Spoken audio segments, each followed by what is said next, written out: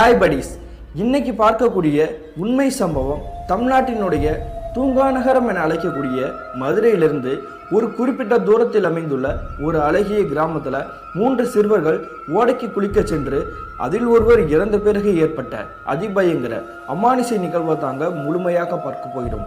இன்னைக்கு பார்க்கக்கூடிய இந்த சம்பவமும் கொஞ்சம் கூட திகிலும் அமானுஷமும் குறையாமல் நீங்கள் அப்படியே எதிர்பார்க்கலாங்க.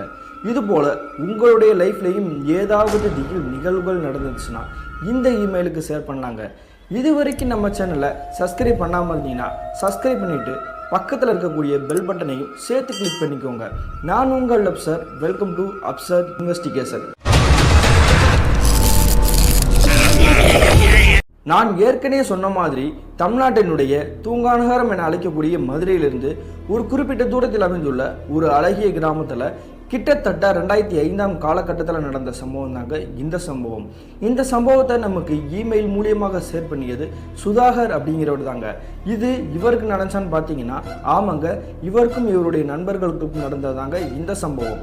அப்படி என்ன நடந்துச்சுன்னு பார்த்தீங்கன்னா, கிட்டத்தட்ட 2005 காலகட்டத்தில் இந்த மின்னஞ்சலை அனுப்பிய சுதாகர் இருக்கார் இல்லையா, அவர் 8ஆம் வகுப்பு படிச்சுட்டு இருந்திருக்காருங்க. அவர் மட்டும் இல்லாமல் அதே கிராமத்தை சேர்ந்த இன்னும் 2 நண்பர்கள் இவருக்கு நெருங்கிய நண்பர்களாக இருந்திருக்காங்க. அவர்களுடைய பேர் என்னன்னு பார்த்தீங்கன்னா வீரபாண்டி மற்றும் தீபக் தாங்க. இவங்களுடைய 3 பேருடைய குடும்பத்தை பற்றி சொல்லணும் அப்படின்னா, சுதாகர் இருக்கார் இல்லையா, அந்த மின்னஞ்சலை அனுப்பியவர், அவர் பொருளாதாரத்தில் மேல்தங்கி உள்ளவங்க. ஆனால் மீதமுள்ள தீபக் மற்றும் வீரபாண்டி கொஞ்சம் அன்றாட வாழ்க்கையிலே கஷ்டப்படக்கூடிய ஒரு குடும்பத்தை சேர்ந்தவர்கள் தாங்க. இவங்களுடைய பள்ளி பருவம் நல்லபடியாக போயிட்டு இருக்கும் பொழுது தான் தோராயமாக அன்றைய கிழமை சனிக்கிழமை இருந்திருக்குங்க. அந்த சமயத்தில் இவங்களுக்கு பள்ளிக்கூடம் விடுமுறை விட்டு இருந்திருக்காங்க. அதே மாதிரி அன்றைய கிழமையும் இந்த வீரபாண்டியோட அம்மா என்ன பண்றாங்கன்னா, துணி துவைக்கலாம் அப்படின்னு சொல்லிட்டு பக்கெட்ல எடுத்து போட்டுக்கிட்டு அந்த ஓடைக்கே கிளம்பி போறாங்க.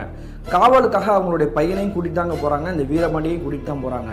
இதை பார்த்துக்கிட்டு இருந்த வீரபாண்டியோட நண்பர்கள் தீபக் சுதாகர் இருக்காங்க இல்லையா, அவங்களுமே ஓடைக்கு நாங்களும் வரோம்டா, குளிச்சுட்டு நம்ம வந்துடும் அப்படின்ற மாதிரி பேசுறாங்க. இதை பார்த்துட்டு இருந்த சுதாகருடைய அப்பா அம்மா இருக்காங்க இல்லையா, அவங்க என்ன சொல்றாங்கன்னா, அதெல்லாம் நீ ஓடைக்கு குளிக்க போவானா, நீங்க 3 பேருமே சின்ன பசங்க, ஒழுங்கா நான் சொல்ற கேட்டுட்டு வீட்டிலே இருங்கடா அப்படின்னு சொல்லி சத்தம் போட்டுருக்காங்க. ஆனால் அதுக்கு பிறகு இந்த வீரபாண்டியோட அம்மா கூட வராங்க அப்படின்றதுனால காவலாக இருப்பாங்க, பத்திரமா இருப்பாங்க அப்படின்றத தெரிஞ்சுக்கிட்டு போய் குளிச்சுட்டு வாங்கடா அப்படின்னு சொல்லி அனுப்பிச்சு வைக்கிறாங்க. அப்படி அந்த ஓடைக்கு நெருங்கி போன பிறகு இந்த வீரபாண்டியோட அம்மா இருக்காங்க இல்லையா, அவங்க துணி துவைப்பதற்காக ஆயத்தமாகறாங்க. அது மட்டும் இல்லாமல் அவங்களுடைய இந்த 3 பசங்க இருக்காங்க இல்லையா, அவங்கள பார்த்து ஒரு விஷயம் சொல்கிறாங்க. அப்படி என்ன சொல்கிறாங்கன்னா, என்னுடைய கண் பார்வையிலே நீங்கள் குளிங்கடா, ரொம்ப தூரம் தள்ளி போயிடாங்க, ஆழத்தில் போயிடாதீங்க, மாட்டிக்கிறீங்க அப்படின்றாங்க.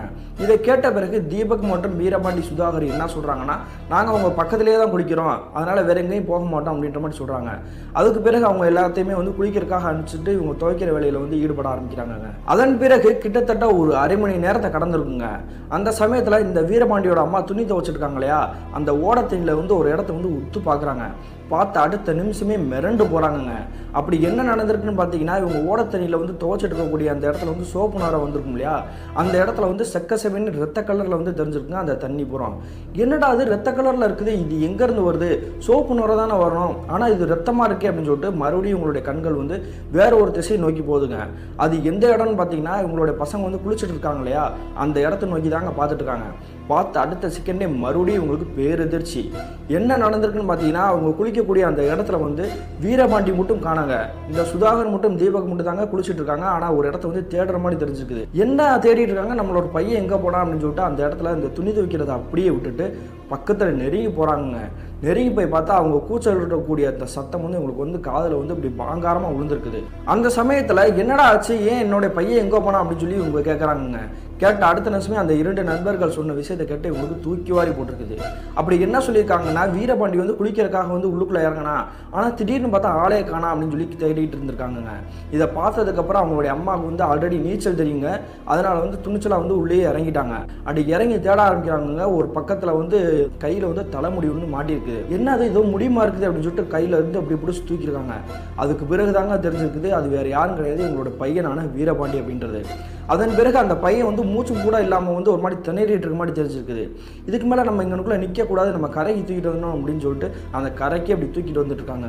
அதுக்கு பிறகு அவங்க அம்மா என்ன பண்ணுறாங்கன்னா கரைக்கே தூக்கிட்டு வந்துடுறாங்க இல்லையா. அப்படி கரை தூக்கிட்டு வந்த பிறகு அவங்களுடைய பையனை வந்து பார்க்குறாங்க, குத்துயிரும் குலையுருமா கலந்துருக்கான். என்னடா அது, ஏன் இப்படி ரத்தமாக வந்துட்டு இருக்குது, எங்கேருந்து வருது அப்படின்னு சொல்லி பார்க்குறாங்க. ஆனால் இவங்க வந்து தலைமுடி பிடிச்சி இப்படி கையில் கூட்டிகிட்டு வந்தாங்க இல்லையா, அந்த கையிலையுமே வந்து ரத்தமாக இருந்திருக்குது. இந்த ரத்தம் எங்கே இருந்து வருது அப்படின்னு சொல்லிட்டு வீரபாண்டியை சுற்றி முற்றி பார்க்குறாங்க. அந்த வீரபாண்டி இருக்கார் இல்லையா, அவருடைய தலையிலேயே வந்து ரத்தம் பீச்சிட்டு வந்துட்டு இருக்குது.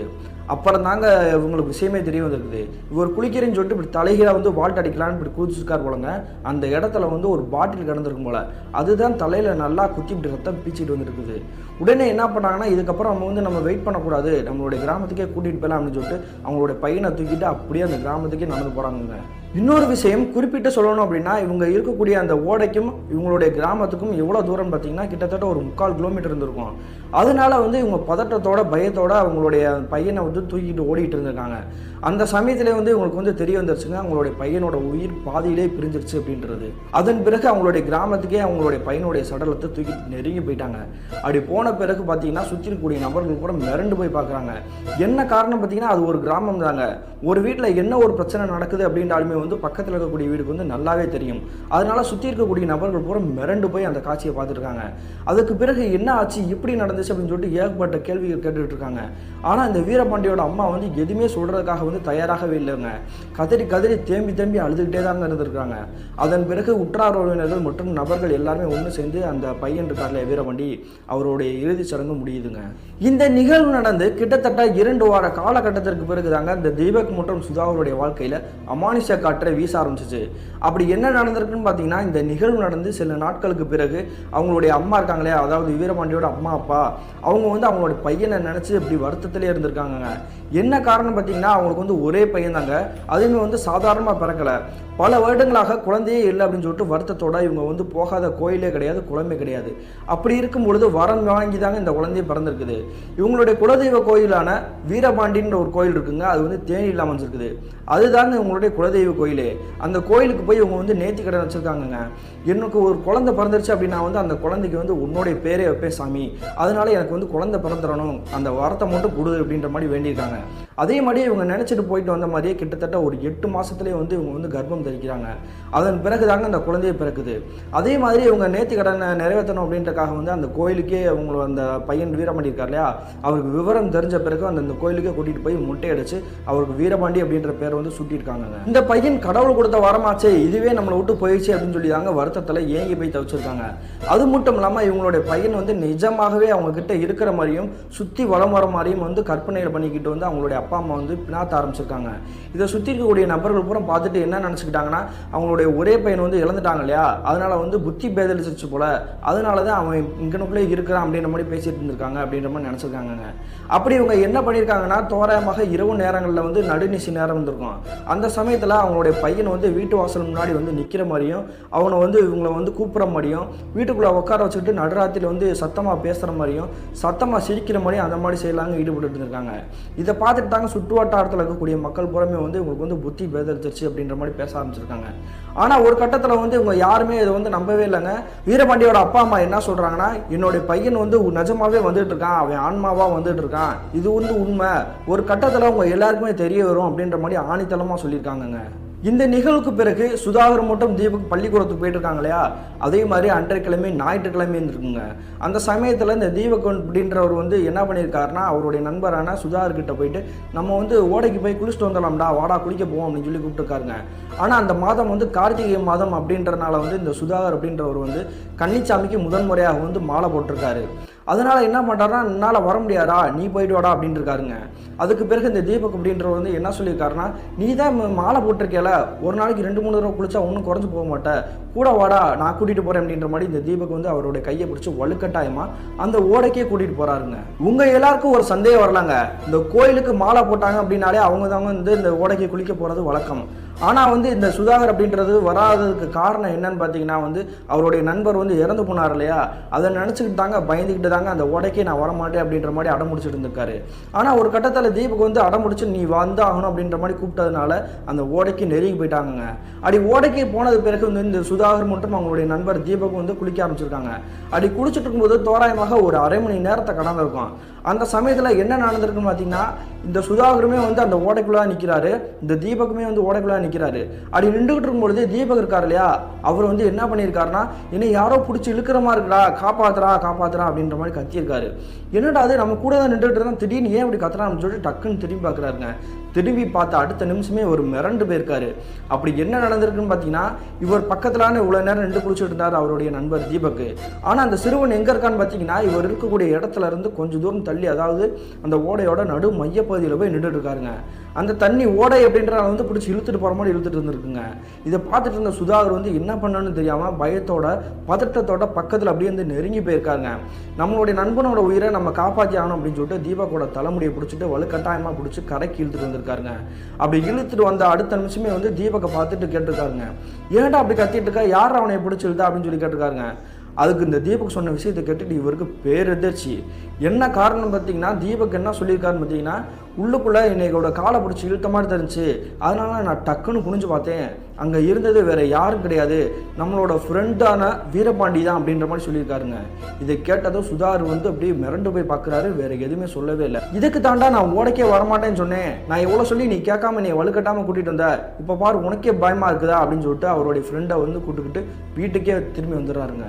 அதோட பிரச்சனை முடிஞ்சிருச்சான்னு பார்த்தீங்கன்னா அன்றைய இரவே தீபக்குடைய வீட்டில் திகிலூட்டக்கூடிய ஒரு நிகழ்வு நடந்துச்சுங்க. அப்படி என்ன நடந்திருக்குன்னு பார்த்தீங்கன்னா அன்றைய இரவு நடுநிசி நேரம், எந்த நேரம் அப்படின்ட்டு சரியாக தெரியலை. அதனால அவங்க எல்லாருமே தூங்கிட்டு இருக்காங்க. நான் ஏற்கனவே சொல்லியிருந்தேன் இல்லையா இவங்களுடைய குடும்பம் கஷ்டப்படக்கூடிய குடும்பம் அப்படின்ட்டு. அதனால வந்து இவங்களுடைய வீடு வந்து சின்ன வீடு தாங்க. அந்த சமயத்தில் எல்லாரும் தூங்கிட்டு இருக்கும் பொழுது வந்து திடீர்னு சத்தம் கேட்டுருங்க. உடனே வந்து தீபக்குடைய அப்பா தாங்க டக்குன்னு முடிக்கிறாரு. என்னடா அது சத்தம் கேட்குது அப்படின்னு சொல்லிட்டு இவர் வந்து யோசிக்கிறாரு. கிச்சனில் யாரோ உருட்டக்கூடிய ஒரு சத்தம் தாங்க கேட்குது.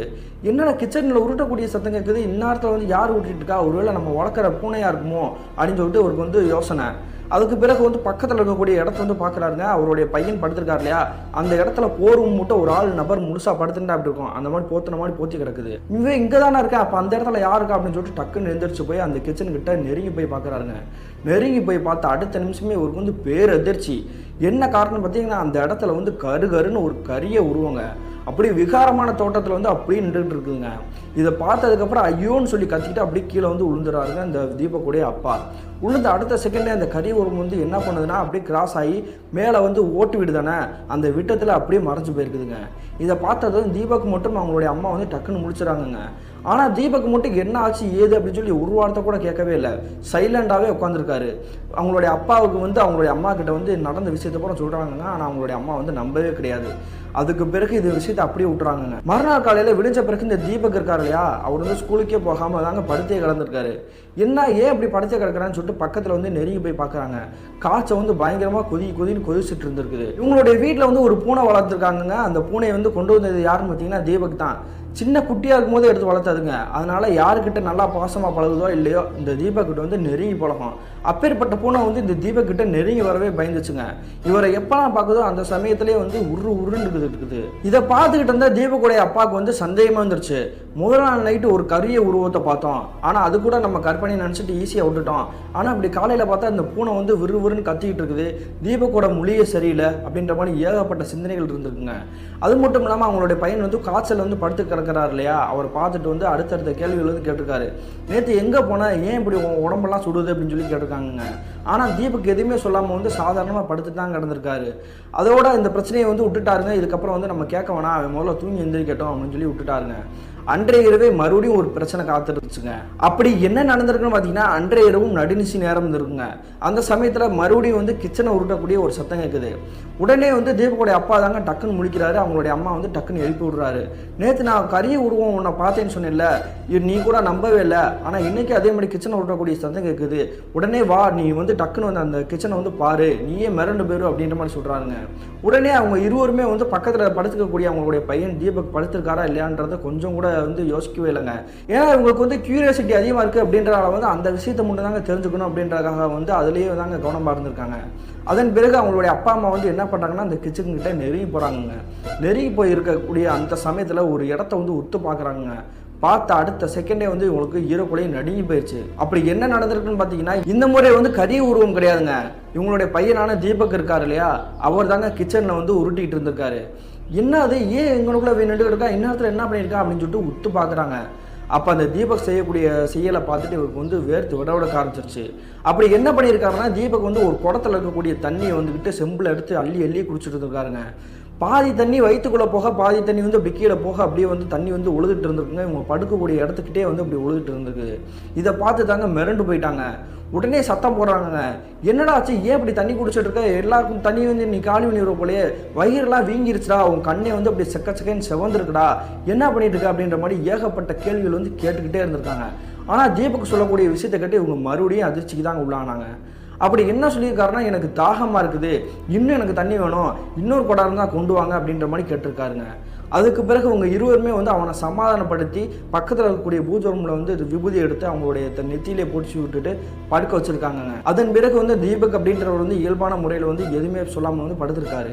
கிட்டத்தட்ட ஒரு மணி நேரம் கடந்திருக்குங்க. மறுபடியும் என்ன ஆச்சுன்னு பார்த்தீங்கன்னா, திடீர்னு ஐயோ அப்படின்னு கத்துற மாதிரி சத்தம். என்னடா அது, திடீர்னு யாரோ கத்துற மாதிரி சத்தம் கேட்குதுன்னு சொல்லிட்டு அவங்களுடைய தீபக்குடைய அப்பா அம்மா இருக்காங்க இல்லையா, டக்குன்னு முழிச்சிருக்காங்க. முழிச்சு பார்த்தா அந்த தீபக் இருக்கார் இல்லையா, அவர் வந்துட்டு ஊன்னு கத்திட்டு இருக்காருங்க, பேயாடுற மாதிரி. என்னடா தம்பி என்னாச்சு அப்படின்னு சொல்லி கேட்டிருக்காங்க. உடனே தீபக் என்ன சொல்கிறாருன்னா, அவன் தான் என்னை தள்ளி விட்டான் அப்படின்ற மாதிரி சொல்லியிருக்காங்க. இதை பார்த்துட்டு அவங்க இருவருக்குமே வந்து ஒரே குழப்பம். இதுக்கு தானடா உன்னை ஓடைக்கு போகாதன்னு சொன்னான், தேவையில்லாம ஓடைக்கு போய் இப்படி பயந்துட்டு வந்திருக்கியாடா அப்படின்னு சொல்லிட்டு சத்தம் போட்டுட்டு மறுபடியும் விபூதியை பூச்சி விட்டுட்டு படுக்க வைக்கிறாங்க. என்ன காரணம் பார்த்தீங்கன்னா, ஏற்கனவே விபூதி பூச்சி வச்சுட்டு தானே படுக்க வச்சுருந்தாங்க, இயல்பாக மாறி இருந்தார். ஆனால் அதன் பிறகு வந்து ஒரு படுக்கிறேன்ற இதில் வந்து அங்கிட்டு உருண்டு புரண்டு போது அந்த விபூதி வந்து அழிஞ்சிருச்சு. அதுக்கு பிறகு மறுபடியும் விபூதி போட்டுட்டு அவரை வந்து படுக்க வச்சுருக்காங்க. அதன் பிறகு இவர் வந்து சத்தமே போடவே இல்லைங்க, சைலண்டாக அமைதியாக வந்து படுக்க ஆரம்பிச்சிட்டாரு. அதுக்கு பிறகு இந்த 3 பேருமே வந்து தூங்கிறாங்க. மறுநாள் காலையில் விடிஞ்சது பிறகு வந்து பால் போடலாம் அப்படின்றக்காக வந்து அவங்களுடைய அம்மா வந்து டக்குன்னு எந்திரிச்சிட்டாங்க. அப்படி பாலை வாங்கிக்கிட்டு டீ போடுறதுக்காக வந்து கிச்சன்கிட்ட நெருங்கி போகிறாங்க. நெருங்கி போனதுக்கப்புறம் வந்து தீபக் வந்து காய்ச்சல் சரியாயிடுச்சா அதை வந்து பார்க்கலாம் அப்படின்றக்காக பக்கத்தில் நெருங்கி வந்து அவருடைய கழுத்துலேயே இப்படி கை வைக்க ட்ரை பண்ணுறாங்க. அந்த சமயத்தில் தாங்க இந்த தீபக்குடைய அம்மா வந்து ஒரு விஷயத்தை நோட் பண்ணுறாங்க. அப்படி என்ன நடந்திருக்குன்னு பார்த்தீங்கன்னா, இந்த தீபக் அப்படின்ற வந்து முதல் நாள் வந்து காய்ச்சலில் வந்து நடுங்கிட்டு இருந்திருக்காரு. ஆனால் இப்போ என்னன்னா, அவருடைய உடம்புல தொட்டு பார்க்குறாங்க, சில்லுன்னு இருந்திருக்கு. ஏசி போட்டால் டெம்பரேச்சர் அதிகமானா எவ்வளோ கூலிங்காக இருக்கும், அந்த மாதிரி அவருடைய உடம்பு இருந்திருக்குது. பாதங்களையும் தொட்டு பார்க்குறாங்க, ரொம்ப கூலிங்காகவே இருந்திருக்குது. அதுக்கு பிறகு தாங்க இவங்களுக்கு வந்து தெரிய வந்திருக்குது, அந்த தீபக்குடைய மூக்கு கிட்ட வந்து கை வைக்கிறாங்க, அவருடைய மூச்சே இல்லை. அதன் பிறகு அவங்களுடைய அப்பா அம்மா இருவருமே வந்து சுற்றி வட்டம் போட்டுட்டு உட்காந்துருக்காங்க. தம்பி எந்திரான்னு எவ்வளவோ எழுப்பி பார்த்துருக்காங்க. ஆனால் தீபக் வந்து ஒரு கட்டத்தில் எந்திரிக்கவே இல்லை. அதுக்கு பிறகு தாங்க அவங்களுக்கு வந்து உறுதியாக இருக்குது, நம்மளுடைய பையனோட உயிர் வந்து போயிடுச்சு அப்படின்றது. சரி, தெரிஞ்ச பிறகு அவங்களுடைய அப்பா அம்மா வந்து ஓன்னு கதறி எழுதுறாங்க. அது மட்டும் இல்லாமல் சுற்றி இருக்கக்கூடிய நபர்கள் பூரா மிரண்டு போய் பார்க்குறாங்க. ஏற்கனவே ஒரு பையன் வந்து இறந்து போயிட்டான், இப்போ அந்த பையனுடைய நண்பனே இப்போ வந்து இறந்து போயிருக்கான், இப்படி என்ன நடந்துட்டு இருக்கு, ஒருவேளை அந்த ஆன்மா தான் போட்டு தள்ளிச்சா அப்படின்ற மாதிரி வந்து ஏகப்பட்ட வந்து கேள்வி. கிராமத்துலலாம் வந்து பேய்கள் அமானுஷங்கள்லாம் நிறைய நம்பிக்கையே வச்சுருப்பாங்க. அதனால ஒரு சின்ன பையன் வந்து இறந்து போயிருக்கான் அப்படின்னா அவனு கூடவே தெரிஞ்சுட்டு இருக்கக்கூடிய நண்பனை வந்து கூட்டிகிட்டு போயிடுவான் அப்படின்ற மாதிரி நிறைய பேர் சொல்லுவாங்க. அதே மாதிரி தாங்க அந்த ஆன்மாவே கூட்டிகிட்டு போயிடுச்சு அப்படின்ற மாதிரி வந்து பேச ஆரம்பிச்சிருக்காங்க. அதுக்கு பிறகு இந்த தீபக்குடைய இறுதிச் சடங்கு நடத்துறதுக்காக வந்து ரெடி பண்ணி வச்சுருக்காங்க. இந்த சமயத்தில் இந்த சுதாகர் அப்படின்றவர் வந்து கன்னிச்சாமிக்கு மாலை போட்டிருக்காரு இல்லையா, அதனால அவங்களுடைய வீட்டில் வந்து இந்த இறுதி சடங்குக்கு போகவே கூடாது, அதனால வந்து நீ போக வேணாம் அப்படின்ற மாதிரி தடுத்து வச்சிருக்காங்க. அதனால அவரும் போகவே கிடையாதுங்க. அதன் பிறகு இந்த தீபக்குடைய இறுதி சடங்கு முடிஞ்சிருதுங்க. கிட்டத்தட்ட இந்த நிகழ்வுலாம் நடந்து ஒரு 2 வார காலகட்டத்திற்கு பிறகு இந்த சுதாகருடைய வாழ்க்கையில் அமானுஷ காற்று வீச ஆரம்பிச்சிச்சு. அப்படி என்ன நடந்திருக்குன்னு பார்த்தீங்கன்னா, ஒரு சுதாகருடைய வீடு வந்து ஆல்ரெடி பெரிய வீடுன்னு சொல்லியிருந்தேன் இல்லையா, வசதியானவங்க அப்படின்ட்டு. அதனால அவருக்குன்னு தனியாக ஒதுக்கப்பட்ட ரூம்ல தாங்க படுத்துட்டு இருந்திருக்காரு. அந்த சமயத்தில் அவருடைய ரூம் கிட்ட நெருங்கி வந்து அவங்களுடைய பெரியப்பா வந்து என்ன பண்ணுறாருன்னா, வாடா நம்ம குளிச்சுட்டு வந்துடலாம்டா, சாயங்காலம் நம்ம பஜனைக்கு போகணும்டா அப்படின்ற மாதிரி ஓடைக்கு போகலான்னு சொல்லி கூப்பிட்றாருங்க. உடனே சுதாகர் என்ன சொல்கிறாருன்னா, இல்லை பெரியப்பா, நான் வந்து ஓடைக்கெல்லாம் வரல, நான் வீட்லேயே குளிச்சுக்கிறேன் அப்படின்றாருங்க. உடனே பெரியப்பா வந்து என்ன சொல்கிறாருன்னா, நான் தான் கூட இருக்கேனடா, எதுக்கடா தேவையான பயந்துட்டு இருக்கிற, உன்னை யாராவது பிடிச்சிட்டு போயிடுவாங்கன்னு பயப்படுறியா, நீ தைரியமாவா, நான் கூட்டிகிட்டு போகிறேன் அப்படின்ற மாதிரி அவருடைய கையை பிடிச்சிட்டு வலுக்கட்டாயமாக அந்த ஓடைக்கு நெருங்கி கூட்டிகிட்டு போகிறாருங்க. அப்படி ஓடைக்கு நெருங்கி போன பிறகு இந்த சுதாகருடைய பெரியப்பா வந்து உள்ளே இறங்கிட்டாருங்க, ஓடைக்குள்ளே குளிக்கலான்னு இறங்கிட்டாரு. ஆனால் அந்த சுதாகர் மட்டும் இறங்கவே கிடையாதுங்க, வெளியே தாங்க நின்று இருக்காரு, கரையிலே நின்றுட்டு இருக்காரு. இதை பார்த்துட்டு இந்த பெரியப்பா வந்து என்ன கேட்குறாருன்னா, ஏன்டா ஓடைக்கிட்டே வந்துட்ட, நீ ஏன்டா உள்ளே வர மாட்டேற அப்படின்றாருங்க.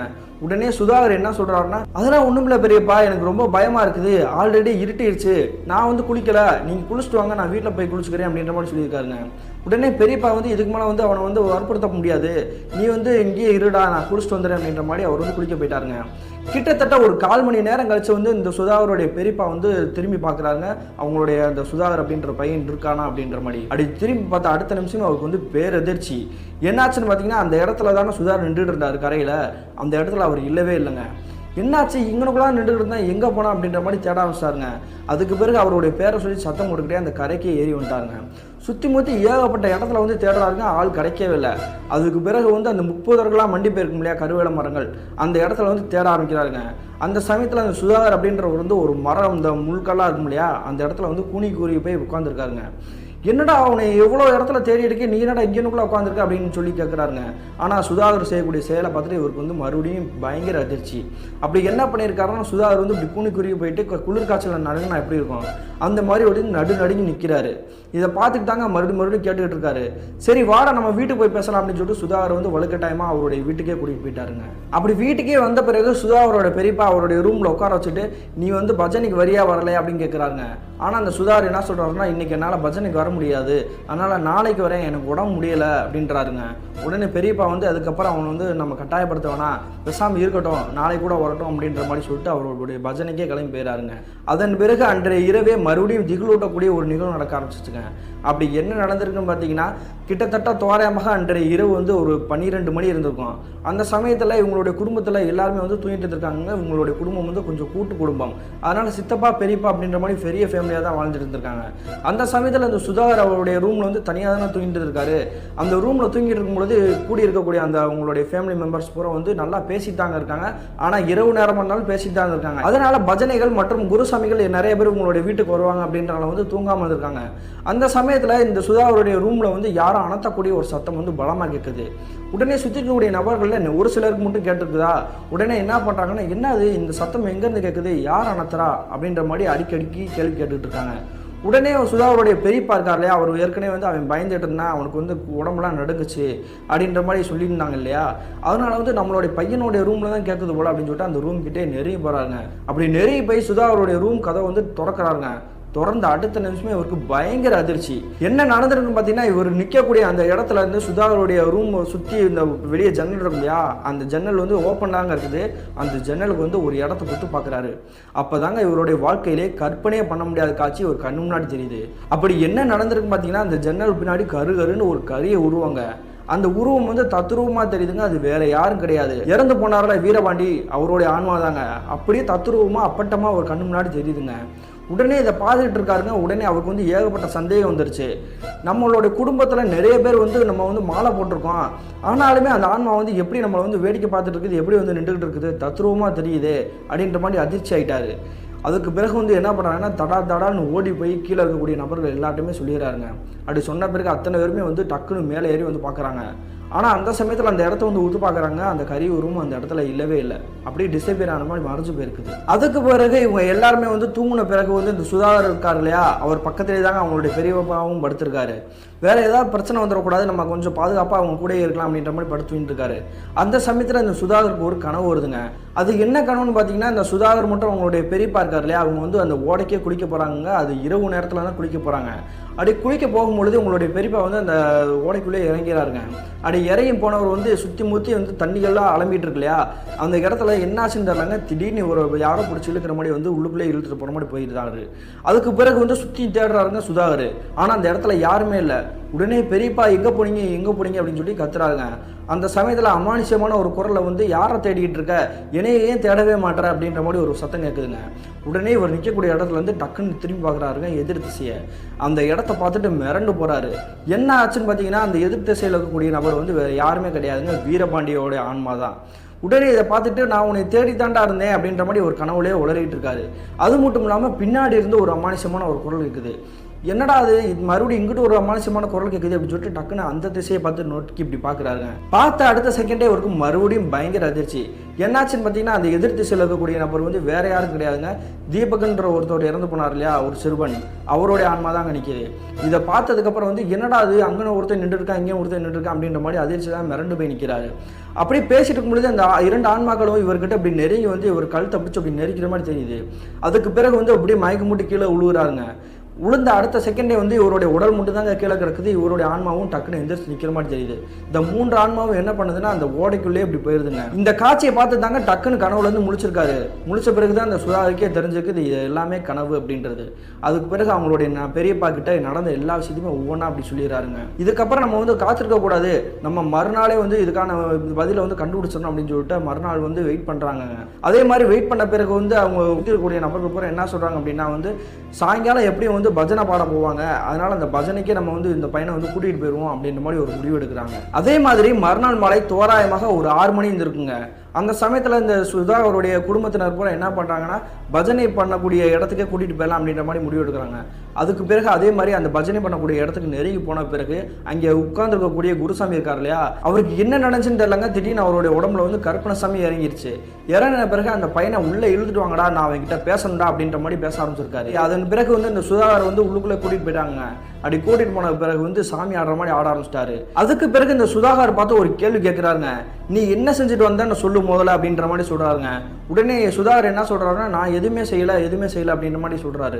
உடனே அந்த சாமியை வந்து என்ன சொல்லுதுன்னா நீ மறுபடியும் என்ன செஞ்சேன்னு சொல்ல மாட்டியா, நீ அன்னைக்கு என்ன நடந்துச்சு அப்படின்ற மாதிரி கேட்குறாரு. அதுக்கு பிறகு இந்த சுதாகர் வந்து அழுதுகிட்டே ஒரு விஷயத்த சொல்கிறாரு. அப்படி என்ன நடந்திருக்குன்னு பார்த்தீங்கன்னா இந்த 3 நண்பர்கள் வந்து குளிக்க போனாங்க இல்லையா, அந்த சமயத்தில் இந்த சுதாகர் அப்படின்றவர் வந்து குளிச்சுட்டு ஓரமாக நின்றுகிட்டு இருந்திருக்காரு. இந்த தீபக் அப்படின்றவர் தாங்க அவருடைய நண்பரான வீரபாண்டியை பிடிச்சி இப்படி விளாட்டா தள்ளி விட்டுருக்காருங்க. அதனால தான் அவருடைய வயிற்றுலையும் தலையிலையும் அடிபட்டு வந்து இறந்து போயிருக்காரு அப்படின்ற மாதிரி விஷயத்த சொல்கிறாரு. அப்படி விஷயத்த சொன்ன அடுத்த செகண்டே வந்து அந்த சாமி ஆடக்கூடிய அந்த நபர் வந்து என்ன பண்ணுறாருன்னா ஏன்னு சத்தம் போடுறாருங்க. சத்தம் போட்டு அதை கேட்டுட்டு இந்த சுதாகருடைய கண்ணில் வந்து தானாகவே கண்ணீர் வர ஆரம்பிச்சு பயத்தில் நடுங்க ஆரம்பிச்சிட்டாரு. நான் மறுபடியும் உங்ககிட்ட உண்மை கேட்டுக்கிட்டு இருக்கேன், நீ பொய்யா சொல்லிட்டு இருக்க அப்படின்ற மாதிரி சத்தம் போடுறாரு. அதுக்கு பிறகு தாங்க சுதாகர் நடந்த உண்மையை சொல்ல ஆரம்பிச்சிருக்காரு. அப்படி என்ன நடந்திருக்கு பார்த்தீங்கன்னா இந்த 3 நண்பர்கள் வந்து அங்கே குளிக்க போயிருந்தாங்க இல்லையா ஓடைக்கு, அப்படி குளிக்க போகும்பொழுது தீபக் ஒரு ஓரமாக தள்ளி நின்று இருந்திருக்காருங்க, வீரபாண்டிய நடுவில் நின்று இருந்திருக்காரு. இந்த சுதாகர் என்ன பண்ணியிருக்காருன்னா ஓடையில் வந்து நீ குதிட்டா அதுக்கப்புறம் நாங்கள் குதிக்கிறோம் அப்படின்ற மாதிரி சொல்லியிருக்காரு. ஆனால் வீரபாண்டி என்ன பண்ணியிருக்காருன்னு வந்து பயத்தில் வந்து குதிக்கவே மாட்டேன் அப்படின்னு இருக்காரு. அந்த சமயத்தில் தீபக் மட்டும் சுதாகர் என்ன பண்ணியிருக்காங்கன்னா இந்த வீரபாண்டியோட கையை வலுக்கட்டாயமாக பிடிச்சி அப்படியே வந்து தலைகீழாக தூக்கி போட்டிருக்காங்க. தூக்கி போட்டதுனால தாங்க அது கீழே கிடக்கக்கூடிய குடிச்சிட்டு போட்டிருப்பாங்க இல்லையா பீர் பாட்டில், அந்த பீர் பாட்டில் அவருடைய தலையில குத்தி தாங்க அவர் வந்து உயிரே போயிருக்குது. இதை யார்கிட்டயா சொன்னா என்னை வந்து திட்டுவாங்க அப்படின்ற பயந்துட்டு தான் நான் யார்கிட்டயுமே சொல்லலை அப்படின்னு சொல்லிட்டு ஓனு கதறி எழுதிட்டு இருக்காங்க சுதாகர் அப்படின்றவர். இந்த விஷயத்தை கேட்டுட்டு சுற்றி இருக்கக்கூடிய நபர்கள் பூரா மிரண்டு போய் பார்க்குறாங்க. அது மட்டும் இல்லாமல் சுதாகருடைய பெரியப்பா வந்து என்ன சொல்றாருன்னா இவன் வந்து கன்னிச்சாமிக்கு மாலை போட்டிருக்கான், அது மட்டும் இல்லாமல் எங்களுடைய குடும்பத்தில் நிறைய பேர் வந்து ஐயப்பனுக்கு மாலை போட்டிருக்கோம், ஆனால் அந்த ஆன்மாவை எப்படி தைரியமாக வந்து முன்னாடி வந்து நிற்கிது, எங்களுடைய கண்களுக்கு தட்டுப்படுது, இது எப்படி நடக்க சாத்தியமே கிடையாது அப்படின்ற மாதிரி கேட்குறாங்க. இதை கேட்டுட்டு கருப்பு நிறைய அந்த சாமி இருக்காரு இல்லையா குருசாமி, அவர் என்ன சொல்றாருன்னா ஆங்காரமாக சிரிக்க ஆரம்பிச்சிருக்காருங்க. இதை சுற்றி பார்த்துருக்கக்கூடிய நபர்களுக்கு வந்து ஒன்றுமே புரியல, நம்ம என்ன கேட்குறோம் இவர் ஏன் சிரிச்சிட்டு இருக்காரு அப்படின்ற மாதிரி பார்த்துருக்காங்க. அதுக்கு பிறகு அந்த நபர் சொல்லக்கூடிய விஷயத்தை கேட்டு எல்லாருமே வந்து பேரதிர்ச்சியில் மிரண்டு போய் நிற்கிறாங்க. அப்படி என்ன நடந்திருக்குன்னு பார்த்தீங்கன்னா நான் ஏற்கனவே சொல்லியிருந்தேன் இல்லையா இந்த வீரபாண்டின்ற குழந்தை வந்து பிறக்கிறதுக்கு வந்து ரொம்ப வருடங்கள் கழிச்சு தான் வர வாங்கி பிறந்திருக்கு அப்படின்றது. அதனால வந்து அவங்களுடைய குலதெய்வ கோயிலோட அந்த வீரபாண்டி தேனியில் அமைஞ்சிருக்கு இல்லையா, அந்த வீரபாண்டியோட சாமியோட பேரை தாங்க இந்த பையனுக்குமே வச்சிருக்காங்க. அதனால இந்த பையனுக்கு எப்பெல்லாம் பிரச்சனை வருதோ அந்த வீரபாண்டியே வந்து துணையாக நிற்கிது அப்படின்றது வந்து வழக்கம். இந்த சமயத்தில் எதிர்பாராத நேரத்தில் அவருடைய விதி முடிய போகுது அப்படின்றனால வந்து இந்த வீரபாண்டிக்கு அடிபட்டு இறந்து போயிருக்காரு. அதன் பிறகு அவருடைய ஆன்மா வந்து இப்படி தத்தளிச்சுட்டு போய் அலைஞ்சிட்டு இருந்திருக்குங்க. அந்த சமயத்தில் தாங்க இவங்க மாலை போட்டிருந்தாலுமே அந்த இடத்துல வந்து அவர் நிற்கக்கூடிய அந்த பவரை வந்து அந்த சக்தி வந்து அவருடைய குலதெய்வமே வந்து கொடுத்துருக்குது அப்படின்ற மாதிரி அந்த சாமி வந்து சொல்லியிருக்காருங்க. இதை கேட்டுட்டு தாங்க சுற்றி இருக்கக்கூடிய நபர்கள் பூரா மிரண்டு போய் பார்க்குறாங்க. இனிமேல் என்னுடைய பையனுக்கு வந்து எந்த பிரச்சனையும் வரக்கூடாது, நீங்கள் தான் காப்பாற்றணும் அப்படின்னு சொல்லும்போது அந்த சாமி என்ன சொல்லியிருக்காருன்னா உன்னுடைய பையனும் எப்பயோ சாக வேண்டியதுடா, ஆனால் அவன் மாலை போட்டிருக்கான் அப்படின்றனால தான் இத்தனை நாளாக வந்து தப்பிச்சுட்டு இருக்கான். மாலை போட்டுட்டு கழட்டிட்டு வந்த அடுத்த செகண்டே வந்து அவனுடைய உயிர் கட்டாயமாக போயிடும், இதை யாருனாலையும் மாற்ற முடியாது அப்படின்ற மாதிரி சொல்லியிருக்காருங்க. இதை கேட்டதா அந்த சுதாகருடைய குடும்பத்தினர் வந்து அப்படியே கதிகலையும் போய் நிற்கிறாங்க. இந்த விஷயத்த கேட்ட உடனே சுதாகருடைய அப்பா மற்றும் பெரியப்பா வந்து என்ன பண்ணுறாங்கன்னா இந்த பிரச்சனைலேருந்து தப்பிக்கிறதுக்கு ஏதாவது ஒரு வழி சொல்லுங்க சாமி, எங்களால் எங்களுடைய பையனை வந்து இழக்க முடியாது அப்படின்ற மாதிரி கேட்குறாங்க. அதுக்கு பிறகு அந்த சாமி ஆடக்கூடிய அந்த கருப்பனை இறங்கக்கூடிய குருசாமி இருக்கார் இல்லையா, அவர் என்ன சொல்றாருன்னா ஒரு யோசனை சொல்றாருங்க. அப்படி என்ன சொல்றாருன்னா இதுக்கு வேற வழியே கிடையாது, நீங்க அந்த வீரபாண்டியனே நீங்க தேடி போனாதான் உண்டு, தேனியில் இருக்கக்கூடிய அந்த வீரபாண்டியன் கிட்ட போய் முறையிடுங்க, உங்களுடைய பக்தனால எங்களுக்கு எந்த ஒரு பிரச்சனையுமே வரக்கூடாது, நீங்க தான் எங்களை காப்பாற்றணும் அப்படின்ற மாதிரி முறையிடுங்க, ஏதாவது பரிகாரம் செய்ய சொன்னா அந்த பரிகாரத்தை செஞ்சு முடிங்க, உங்களுக்கு இந்த பிரச்சனைல இருந்து மீண்டு வர்றதுக்காக வந்து வழி அவரே கொடுப்பாரு அப்படின்ற மாதிரி சொல்றாங்க.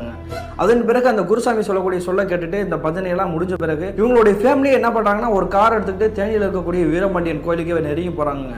அப்படி கோயிலுக்கு போன பிறகு அந்த கோயிலில் இருக்கக்கூடிய பூசாரியை பார்த்துட்டு எல்லா விஷயத்தையும் நடந்ததெல்லாம் சொல்கிறாங்க. இவங்க சொன்ன எல்லா விஷயத்தையுமே கேட்டுட்டு அந்த கோயிலோட பூசாரியோட உடம்புல வந்து அந்த சாமியை வந்து இறங்கிடுச்சுங்க. அதாவது வீரபாண்டியனோட சாமியை இறங்கிடுச்சு.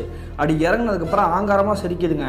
அப்படி சிரிக்கிறது மட்டும் இல்லாமல் இவங்க சுற்றி இருக்கக்கூடிய நபர்கள் கூட வந்து மிரண்டு போய் அழுகுறாங்க இல்லையா, என்னுடைய குழந்தைய வந்து காப்பாற்றுங்க, என்னுடைய பையனுக்கு வந்து எதுவுமே ஆகக்கூடாது அப்படின்னு சொல்லிட்டு ஆளாளுக்கு மாறி மாறி பேசிகிட்டு இருக்காங்க.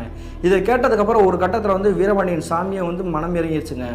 உன்னுடைய குடும்பத்துக்கோ இல்லை உன்னுடைய பையனுக்கோ எந்த பிரச்சனையும் வராது, நான் பார்த்துக்கிறேன், இனிமேல் எதுவுமே நீங்கள் கவலைப்படாதீங்க, பயப்படாதீங்க அப்படின்ற மாதிரி பேசிட்டு அந்த உறவினர் வந்திருக்காங்க இல்லையா, அவங்க எல்லாருக்குமே வந்து ஒரு சில பரிகாரம் செய்யக்கூடிய விஷயத்தை வந்து அந்த பூசாரியை சொல்லியிருக்காருங்க.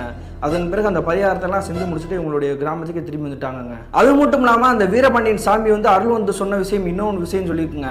அது என்ன சொல்லியிருக்குன்னு பார்த்தீங்கன்னா, இறந்து போனா இல்லையா வீரபாண்டி அப்படின்றவர், அந்த இடத்துக்கே போயிட்டு நீங்கள் வந்து வேண்டிக்கோங்க, உங்களுக்கு எந்த பிரச்சனையும் வரக்கூடாது, நாங்கள் செஞ்சதெல்லாம் தப்பு அப்படின்னு மன்னிச்சுக்கோங்க, என்னுடைய குழந்தைய விட்டுரு அப்படின்ற மாதிரி வந்து நீங்கள் மன்னிப்பு கேட்டுட்டு வாங்க, அதுக்கு பிறகு உங்களுக்கு எந்த பிரச்சனையும் வராது அப்படின்ற மாதிரி சொல்லி தாங்க அனுப்பிச்சு விட்டுருக்காரு. அதுக்கு பிறகு இந்த சாமியார் சொன்னபடியே அந்த கிராமத்துக்கு திரும்பி வந்துடுறாங்க.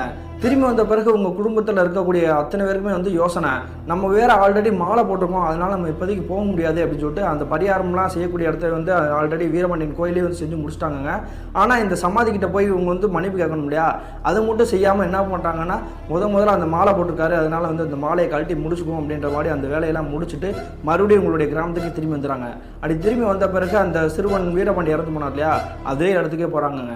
தெரியாதனமாக என்னுடைய பையன் வந்து தள்ளி விட்டுட்டான், அவன் வந்து வேணும்னே பண்ணலை, உன்னுடைய நண்பன் தானே, அவனை நீ மன்னிச்சிருப்பா அப்படின்ற மாதிரி வேண்டிட்டு அவர் பக்கத்திலே வந்து பூ பால் எல்லாமே வச்சுட்டு இவங்க திரும்பி வீட்டுக்கு வந்திருக்காங்க. இந்த நிகழ்வுக்கு பிறகு இவங்களுக்கு அமானுஷத்தால தாக்கமோ இல்லை எந்த ஒரு ஆன்மாவோ கண்ணில் தட்டுப்படுறதோ அந்த மாதிரி ஒரு எந்த ஒரு செயலுமே இல்லாமல் தாங்க இருந்திருக்குது. கிட்டத்தட்ட 2005 காலகட்டத்தில் என்னுடைய வாழ்க்கையிலும் என்னுடைய நண்பனுடைய வாழ்க்கையிலும் நடந்த பிரதர், நாங்கள் தெரியாதனமாக தான் செஞ்சோம், விளையாட்டுத்தனமாக தான் செஞ்சோம், ஆனால் அது வந்து ஒரு உயிரே போயிடுச்சு.